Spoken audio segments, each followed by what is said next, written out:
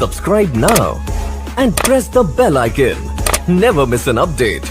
Hello friend, स्वागत है आपके अपने YouTube channel Farooq sir diligent classes में। मैं फारूक सर आज आप लोग के लिए लेकर आया हूँ समास, और इस समास का झंझट खत्म करने वाले हैं, क्योंकि ये समास बहुत चिंता देते हैं स्टूडेंट को। एकदम 6 भेद हैं, कौन कौन सा समास है, यही चीज़ क्वेश्चन बार बार एग्जाम में आ करके पागल करके रख देता है ना।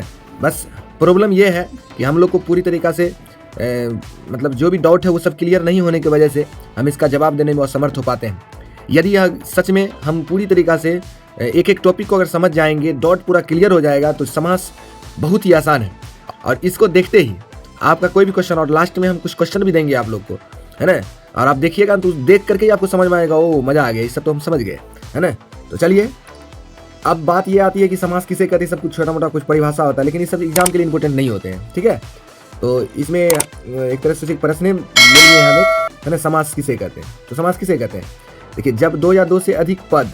अब समास का परिभाषा हम आपको क्यों दिए हैं, कभी कभी क्वेश्चन एग्जाम में रहते हैं क्या, जब 2 या 2 से अधिक पद अपने बीच की विभक्ति को छोड़ करके मिल जाता है उसे क्या कहते हैं, समास कहते हैं कि संधि कहते हैं। बहुत बच्चा कन्फर्म नहीं रहते हैं तो संधि में मार देते हैं, तो इसलिए इसको समझना जरूरी है। जब 2 या 2 से अधिक पद जो है आपस की मिल जाती है बीच की विभक्ति को छोड़ करके, है ना, उसी मेल को ये क्या कहते हैं, समास कहते हैं। देखिए, मेल का मतलब संधि भी होता है, संधि का मतलब इस जो है मिलना ही होता है, और समास का मतलब भी मिलना ही होता है। लेकिन संधि में जो है होता क्या है कि मूल ध्वनि जो है जो रहता है वो बदल जाता है, ध्वनि में विकार उत्पन्न होता है। लेकिन इसमें ध्वनि में विकार उत्पन्न नहीं होता है ना, बस बोलते वही है लेकिन थोड़ा सा छोटा करके बोलते हैं। जैसे कि यहाँ एक उदाहरण हम दे दिए हैं, देखिए, राजपुरुष दिए। राजपुरुष का मतलब क्या हुआ, राजा का पुरुष, है ना। अगर हम यहाँ पर लिख दें माता पिता, है ना, माता पिता लिख, तो माता पिता का मतलब क्या हुआ, माता और पिता हुआ कि नहीं हुआ, तो और छूट गया, है ना। हम अगर आपको बोले गंगा जल, ध्यान दीजिएगा सभी बच्चे, एकदम ध्यान दीजिएगा, हम आपको बोल रहे हैं गंगा जल। गंगा जल का मतलब क्या हुआ, गंगा का जल, ये का जो छूट गया ना, यही अपना बीच की विभक्ति को छोड़ देना। बीच की विभक्ति छूटा, सोच लीजिए कि ये हो गया समास, ठीक है। समास के कितने भेद होते हैं, तो समास के 6 भेद होते हैं। समास के कितने भेद, समास के कितने भेद, 6 भेद। एक अन्य भेद भी है जिसको बोलते हैं नए समास। कितने भेद जोड़िएगा, 6 भेद ही जोड़िएगा, है ना। ये नए समास जो है, नए समास को आप लोग छोड़ दीजिएगा। नए समास को गिनती में नहीं लाया जाता है, नए समास को गिनती में नहीं लाया जाता है। लेकिन समास के कितने भेद रहेंगे, तो आप क्या बोलेंगे, समास के 6 भेद होते हैं, ठीक है। आगे बढ़ा जाए, 6 भेद कौन कौन से हैं, तो तत्पुरुष समास, द्वंद्व समास, द्विगु समास, कर्मधारय समास, अव्ययभाव समास, है ना, बहुव्रीहि समास। तो ये 6 समास जो है होते हैं। और एक अंतिम समास आपको बोले थे, वो क्या, कौन सा समास होता है, नए समास होते हैं। ओके, चलिए, अब आप लोग को सबसे पहला हम बता रहे हैं अव्ययभाव समास के बारे में। बहुत ध्यान से देखने की कोशिश कीजिए, अव्ययभाव समास को हम कैसे पहचानेंगे। देखिए, इसमें इसका अगर परिभाषा जानेंगे तो हम इस प्रकार से कह सकते हैं, जिस समास का प्रथम पद अव्यय हो या प्रथम पद प्रधान हो उसे ही अव्ययभाव समास कहते हैं।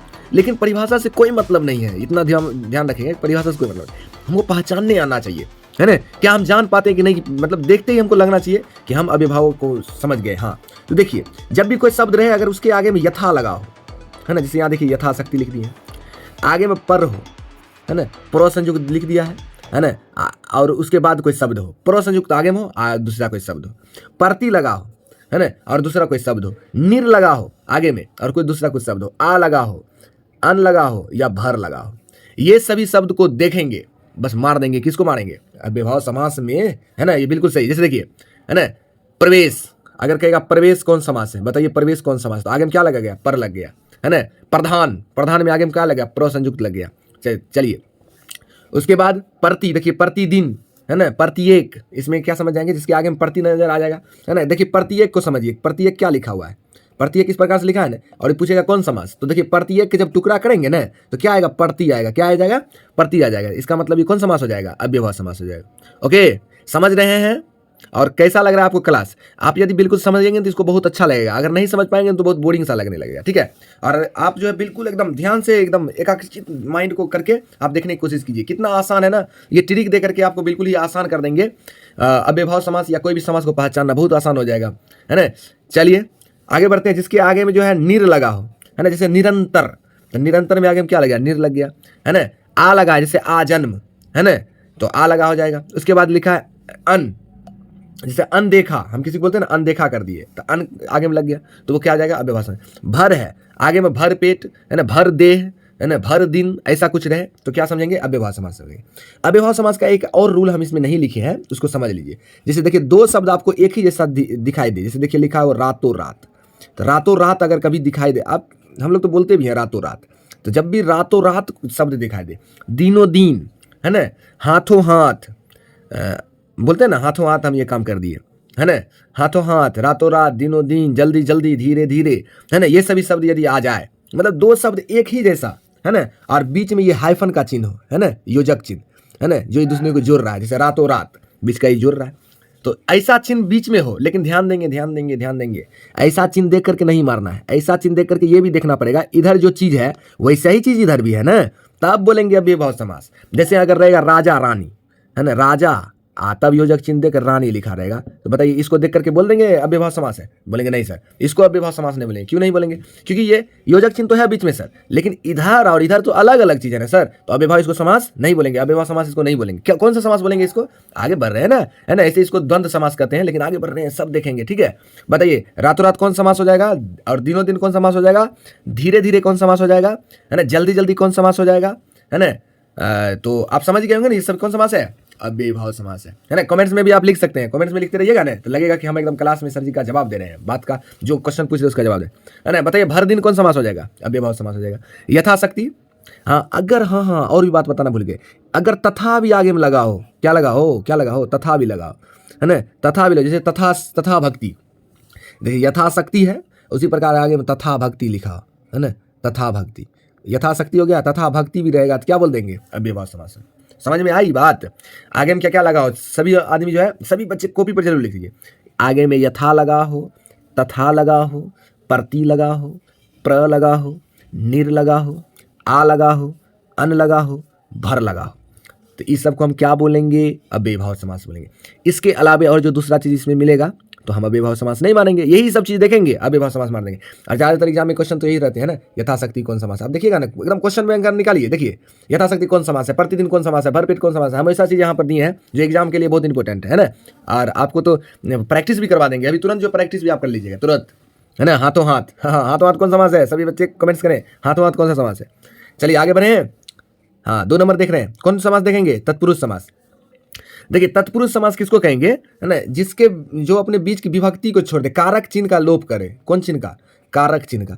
कोई बच्चा को पता है कारक चिन्ह किसे कहते हैं, है ना, कर्ता ने कर्म को करण से परे, है ना, तो वो बीच वाला जो चिन्ह जो है ना, जैसे देखिए का के की छूट रहा है, के लिए, ये सब कारक चिन्ह है ना, में छूट रहा है, पर से, ये सब चीज यदि निकल जाए, है ना, तो समझ लीजिएगा ये तत्पुरुष समास है। जैसे अभी तुरंत आपको बताएं, क्या बताएं, जैसे बोले थे माता पिता, समझिएगा माता पिता, बजे इसमें क्या छूटा, आप ही बताइए इसमें क्या छूटा बीच में, तो बोलिएगा सर जी माता पिता मतलब माता और पिता छूटा, सर क्या छूटा, और छूटा। तो जब और छूट रहा है उसी प्रकार आप खोजिए कि का छूटना चाहिए, की छूटना चाहिए, है ना, का छूट जाए, यदि की छूट जाए, को छूट जाए, के लिए छूटे, में छूटे, पर छूटे, से छूटे, ये सब अगर छूट जाए तो समझ जाएंगे कि ये तत्पुरुष समास है। बताइए माता पिता में कोनो मिला, नहीं मिला सर, माता पिता में और है सर।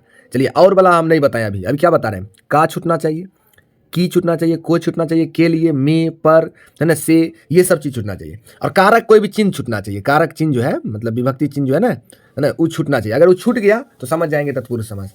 एक आध उदाहरण दीजिए सर जी, जैसे अगर हम बोले आपको गंगा जल, अभी आपको हम बोल दें गंगा जल, तो बताइए गंगा जल में आप क्या समझ रहे हैं, गंगा जल, इसके बीच में क्या छूट रहा है, सोचिए ना, गंगा का जल, मतलब गंगा जल किसका जल है, गंगा का जल है, मतलब गंगा नदी का जल है, तो क्या छूटा, का। तो बताइए का मिल गया कि नहीं मिल गया, आप ही बताइए। गंगा जल अगर बोलेंगे गंगा जल मतलब क्या हो जाएगा, गंगा का जल, तो का छूट रहा है कि नहीं छूट रहा है ना, का छूट रहा है ना। अच्छा बताइए, तो हम यदि बोले आपको दाल रोटी, तो बताइए इसमें का छूट रहा है कि की छूट रहा है कि में छूट रहा है, दाल रोटी में कुछ छूट रहा है। हम अगर आपको बोले दाल रोटी, तो दाल रोटी में ऐसा कुछ छूट रहा है, नहीं छूट रहा है ना। दाल रोटी अगर बोले तो उसमें कुछ ऐसा छूट नहीं रहा, दाल रोटी का मतलब हुआ दाल और रोटी, है ना, इसमें और छूट रहा है, तो ये तत्पुरुष समास नहीं होंगे, है ना।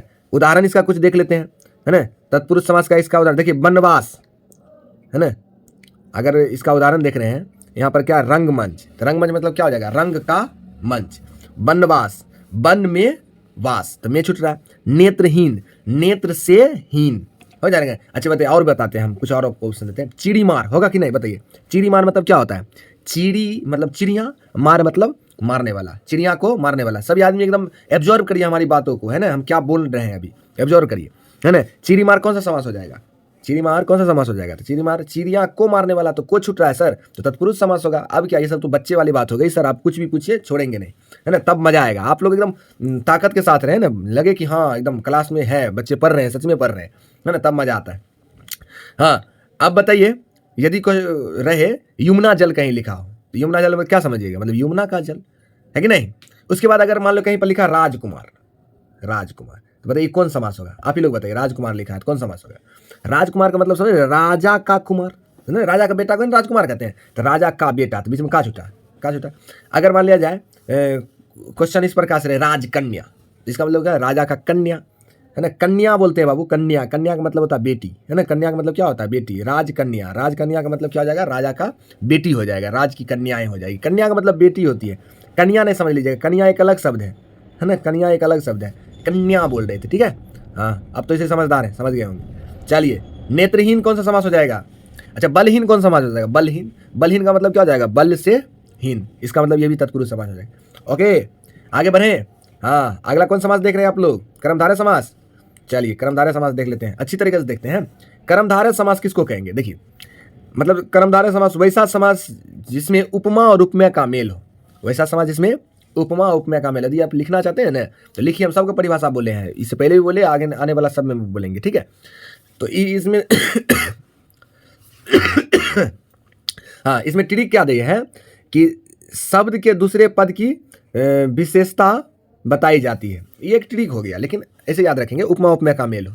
अब देखिए, ध्यान दीजिए, जिसमें लगे ना कि किसी के बारे में विशेषता बड़ाई कर रहे हैं या किसी का बुराई कर रहे हैं, तो समझ जाइएगा कि ये जो है ना कर्मधारय समास हो, बड़ाई बुराई हो ना, उपमा उपमेय का मेल होगा, ठीक है। विशेष विशेषण का मेल हो, देखिए क्वेश्चन भी रहता है, विशेष विशेषण का मेल किस समास में होता है? तो बोलिएगा कर्मधारय समास होता है। उपमेय उपमा का मेल किस समास में होता है? कर्मधारय समास में होता है, ठीक है। किस समास का प्रथम पद विशेषण होता है? तो बोल दीजिएगा कर्मधारय समास होता है ना। चलिए, क्वेश्चन यहाँ पर दिया है, मतलब इसमें समास को पहचानने के लिए हम कहेंगे कि जब किसी के बारे में बड़ाई करेंगे, हम किसी को बोल दिए, है ना, हम ये बोल रहे हैं नीलकंठ, ध्यान दीजिएगा, हम जो बोले उसको पहले ध्यान दीजिएगा, नीलकंठ। तो देखिए, ध्यान दीजिए, कंठ तो बुझे ला रहा है, कंठ जहाँ से आवाज़ निकलती है, कंठ, है ना, मनुष्य का कंठ। नील का मतलब समझ में आ रहा है कि नीला, इसका मतलब क्या हुआ कि कंठ का रंग बता रहा है नीला। तो बताइए, विशेषता बता रहा है कि नहीं बता रहा? बता रहा। तो नीलकंठ कौन समास हो जाएगा? कर्मधारय समास। लेकिन नीलकंठ एक भगवान को कहते हैं, कौन भगवान है? शंकर भगवान। कौन भगवान है जी? शंकर भगवान। शंकर भगवान को जो है नीलकंठ कहते हैं, नीलकंठ कहते हैं शंकर भगवान को। और जिसमें भगवान का नाम हो जाए ना, वो भले कर्मधारय हो कि द्वंद्व हो कि द्विगु हो, उसको हम बहुव्रीहि समास में ही रखेंगे, ठीक है, बहुव्रीहि समास में ही रखेंगे, बहुव्रीहि समास में ही उसको जगह देंगे, ठीक है, बहुव्रीहि समास। भगवान का नाम जैसे आ गया तो बताएंगे कौन समास में जाएगा? कर्मधारय समास। लेकिन अभी हम आपको बोलेंगे चंद्रमुखी। चंद्रमुखी कोई भगवान का नाम है? बताइए, चंद्रमुखी कोई भगवान का नाम है? नहीं।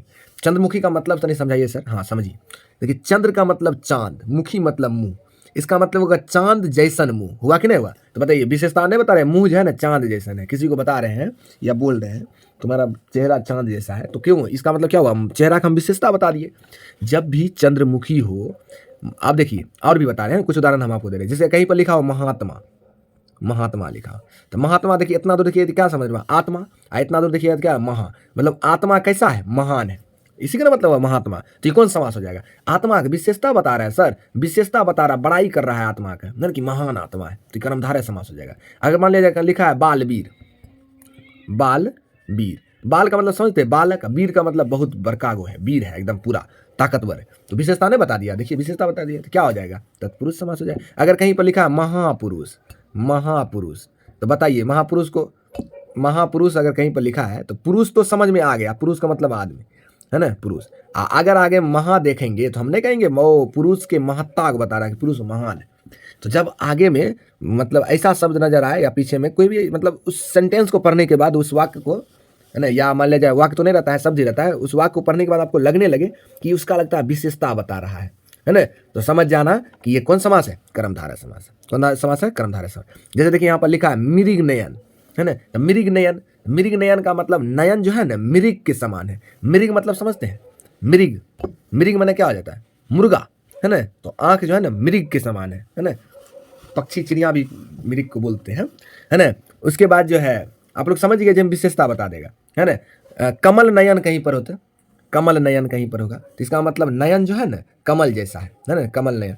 अच्छा, ये भी क्वेश्चन कभी कभी रहते हैं, है ना, चरण कमल, है ना, चरण कमल, चरण कमल कौन समास है? तो देखिए इसका मतलब अभी तुरंत आपको बताए थे, है ना। कैसे समझना, देखिए चरण का मतलब समझ रहे हैं, चरण, जैसे चरण छू के किसी को प्रणाम करते हैं ना, तो ये हो गया चरण। कमल, कमल का मतलब कमल ऐसा है, इतना कमल ऐसा कोमल है ना, मतलब चरण बहुत कोमल है, कमल के जैसा तरह है। तो ये भी विशेषता बता दी थी। कौन समास हो जाएगा? कर्मधारय समास हो। सीख रहे हैं ना? या यदि सीख रहे हैं तो कमेंट्स में हाँ यस सर लिखते रहें, है ना। चलिए द्वंद्व समास आप देख रहे हैं अगला। द्वंद्व समास का मतलब होता है, द्वंद्व का मतलब देखिए, द्वंद्व का मतलब इधर भी कुछ इधर भी कुछ, बीच में योजक चिन्ह, बीच में कौन चिन्ह? योजक चिन्ह। इधर भी कुछ दूसरा चीज हो, इधर भी कुछ दूसरा चीज हो, लेकिन बीच में कौन चिन्ह हो? योजक चिन्ह हो। बीच में योजक चिन्ह तो आपको अभी अव्ययभाव समास में बताए, लेकिन बताए थे इधर और इधर दोनों एक जैसा हो, लेकिन इसमें क्या होगा? ये भी अलग रहेगा, ये भी अलग रहेगा, एक जैसा नहीं होगा। अगर एक जैसा हो गया तो वो कौन समास हो जाएगा? अव्ययभाव समास हो जाएगा। देखिए यहाँ पर एक हम उदाहरण देखिए, धीरे धीरे में योजक चिन्ह है, लेकिन वो कौन समास हो जाएगा? अव्यय। जल्दी जल्दी रहेगा तो अव्ययभाव समास। लेकिन दो अलग अलग चीज हो और तब बीच में योजक चिन्ह लगा हो, तब हम कहेंगे कि सर ये द्वंद्व समास है। जैसे यदि हम आपको बोले हाथों हाथ, तो बताइए आप कौन समास है? हाथों हाथ में दोनों तो हाथ ही है, तो क्या कौन समास हो जाएगा? अव्ययभाव समास होगा। लेकिन अगर हम बोले हाथ पैर, देखिए हाथ भी अलग हो गया, पैर, हाथ से पैर अलग है ना, और बीच में योजक चिन्ह देते हैं, हाथ पैर लिखते हैं तो योजक चिन्ह दिया जाता है, नहीं देंगे तो गलत है, एक तरह से सेंटेंस ठीक नहीं बनता है ना। तो हम कहेंगे हाथ पैर, तो कौन समास हो जाएगा? द्वंद्व समास हो जाएगा। ये आप देखिए यहाँ लिखा लेन देन, तो लेन देन अलग अलग है, तो क्या हो जाएगा? द्वंद्व समास हो जाएगा। दाल है रोटी है, अभी तुरंत उदाहरण आप लोग को उसमें बता रहे थे ना, दाल रोटी है अलग अलग। जब दाल रोटी अलग अलग है तो अभी इसमें योजक चिन्ह है, तो क्या समझ जाएंगे? द्वंद्व समास समझ जाएंगे, ठीक है ना। अच्छा बताइए तो माता पिता कौन समास हो जाएगा? द्वंद्व समास हो जाएगा। हाथ पैर द्वंद्व समास हो जाएगा। कानो कान अगर बोले तो बताइए, कानो कान, यदि हम बोल रहे हैं आपको कानो कान, कानो कान, नहीं कहता ये बात देखो ना, कानो कान सगरो फैल, है ना, कानो कान सगरो फैल गया है, इसका मतलब यही ना हुआ कि कानो कान हम जो समास पढ़े थे सर, कि जिसके इधर भी और उधर भी एक जैसा शब्द नजर आए और बीच में योजक चिन्ह हो, तो उसे अव्ययभाव समास कहेंगे सर। यदि अगर हम कहेंगे आंख कान, तो अलग अलग शब्द हो गया, तो द्वंद्व समास। आशा करते हैं कि आप लोग द्वंद्व समास को बेहतरीन तरीका से सीख गए होंगे। लेकिन अब चलते हैं हम लोग द्विगु समास पे। कौन समास पे? द्विगु समास पे। कौन समास पे? द्विगु समास। द्विगु के ट्रिक देखिए, द्वि गु दुर्गु कर गु है, गहरसु कर गु है, अच्छा ठीक है। तो द्विगु, ई गु से ग याद रखिएगा, गौ से आप गिनती याद रखिएगा। क्या याद रखिएगा? गिनती। देखिए बहुत एकदम समझने की कोशिश कीजिए, लास्ट में देखिएगा। देखिए यहाँ पर भी आपको दोवा संयुक्त कंफ्यूज नहीं होइए। ये द्वंद्व है तो समझिए दोनों तरफ चीज होगा, बीच में योजक चिन्ह होगा। लेकिन इसको समझिएगा कि लास्ट में गो है तो गौस होगा गिनती। और तब हम बोलेंगे जिस समास का प्रथम पद संख्यावाचक हो उसे कहेंगे द्विगु समास। कौन समास? द्विगु समास, है ना। संख्यावाचक मतलब समझ रहे हैं ना, आगे में संख्या होगा, जैसे पंच लिखा कहीं मिल जाएगा, षष्ठ लिखा मिल जाएगा, नौ लिखा मिल जाएगा, चौ लिखा मिल जाएगा, चौ मतलब 4 हो जाएगा, है ना।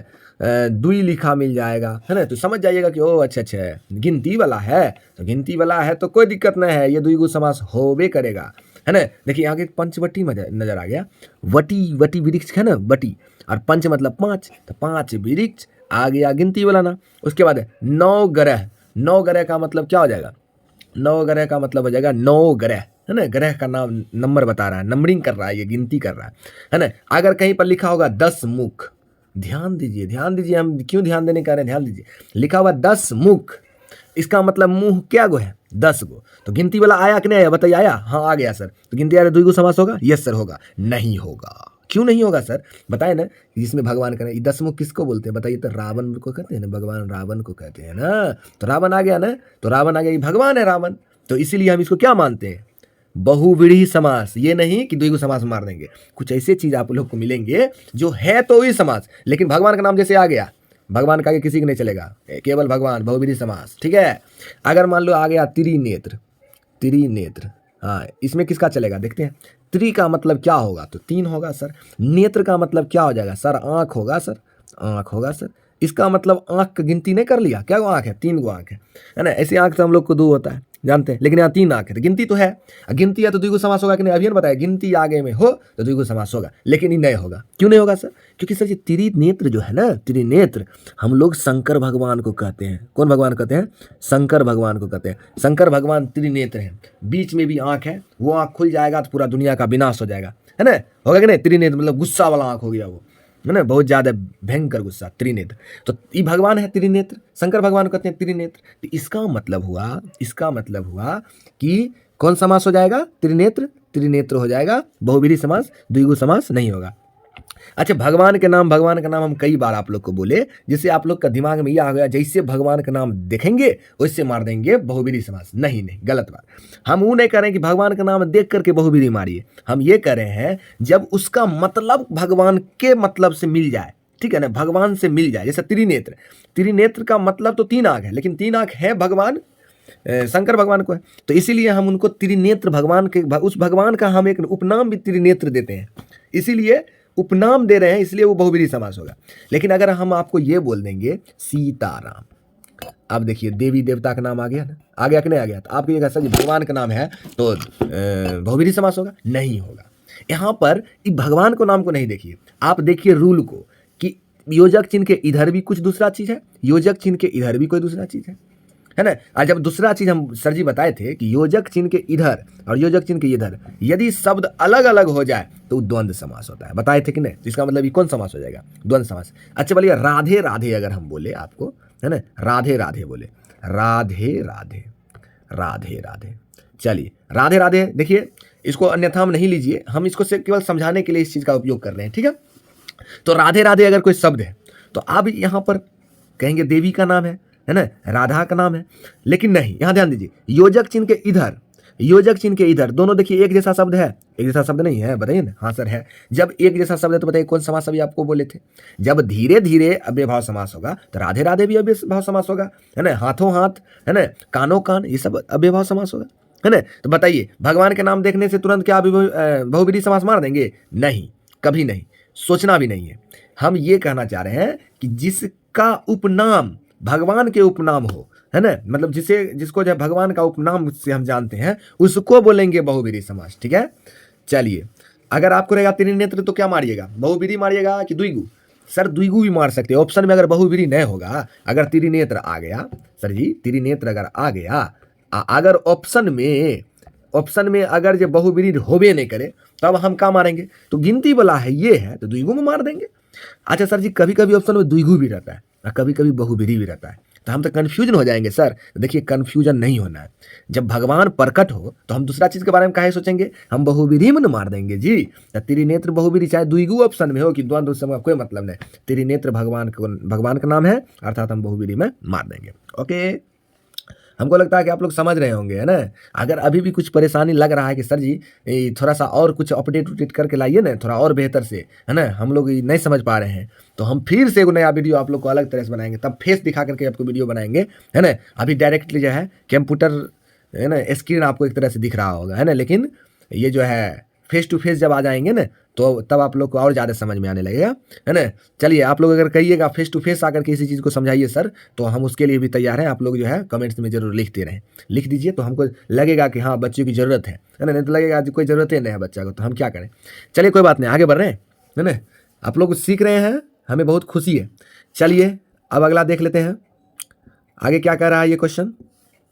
अगला कह रहा है बहुब्रीहि समास को। देखिए बहुब्रीहि समास का भी इतना बार बहुब्रीहि आपको बताया ना कि बहुब्रीहि तथा ज्यादा आप लोग सीख चुके हैं, लेकिन तब पर भी देख लेते हैं।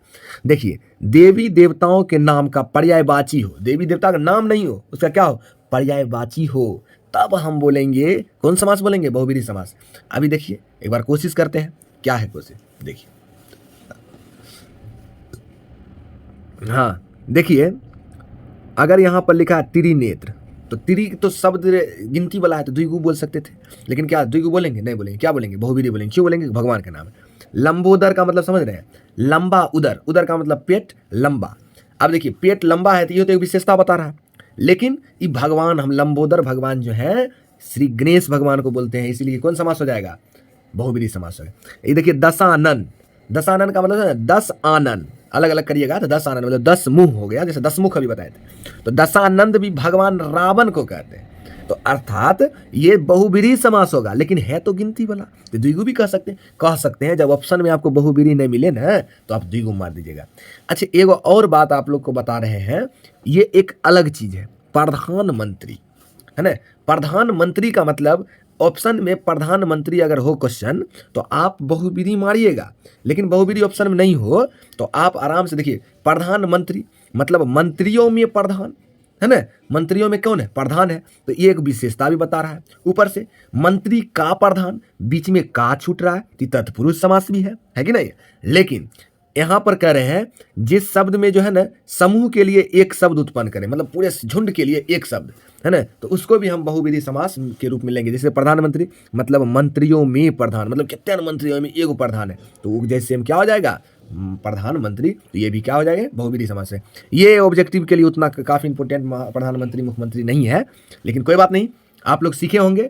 अब आप लोग को जो है अगला वीडियो में मिलते हैं ना, सबका है ना बेहतरीन से जो है ऑप्शन के साथ आप लोग को क्वेश्चन देंगे, मतलब ऑप्शन के साथ। आपने ये वीडियो देखा, इस वीडियो देखने और इस चैनल को सपोर्ट करने के लिए आपको बहुत बहुत धन्यवाद।